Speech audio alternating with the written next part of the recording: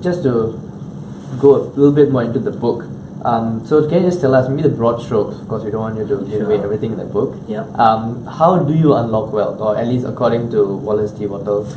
Well, actually, the key to unlocking wealth, shall we turn to our scriptures? It's actually in chapter 2, page 9. So right in the beginning he tells you. Right at the beginning, chapter 2, the headline of chapter 2 is actually the headline of the book itself, and chapter 2 says there is a science of getting rich. And the sentence which really jumped out at me when I first studied this manuscript was this paragraph as follows, that says, if getting rich is the result of doing things in a certain way, and if like causes always produce like effects, then any man or woman who can do things in that way can become rich. And the whole matter is brought within the domain of exact science.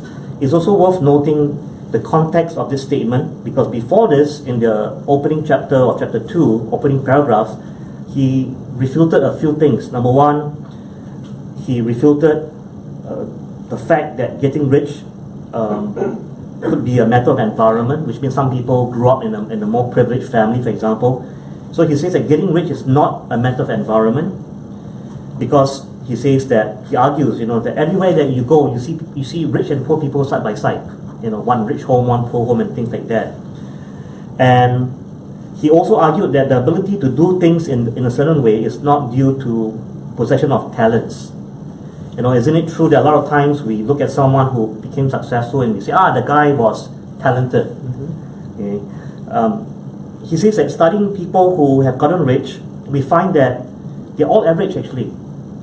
And that means you and I have a chance, It's average, isn't it, right? And having no greater talents and abilities than other people, in fact. And he also said this, which is quite interesting, because this really goes against conventional wisdom, especially when it comes to finance. He says that getting rich is not the result of saving or thrift. For many penurious people are poor, while free spenders often get rich. How do you like that? It's like a stat to say that, those people who save are poor, and those people who freely spend are rich. No wonder the rich have so many haters, because they can keep spending and spending and spending. So the last part, it says that not getting rich is due to doing things which others fail to do. So it's not saying that, the guy invented something and therefore he's rich. So because of this, he concluded that getting rich is doing things in a certain way, which kind of should pique your imagination, because a lot of people again attribute wealth to something, right? Family, luck, whatever, education, upbringing, environment. And he's saying this is all not scientific. The only scientific evidence he has is that getting rich is the result of doing things in a certain way.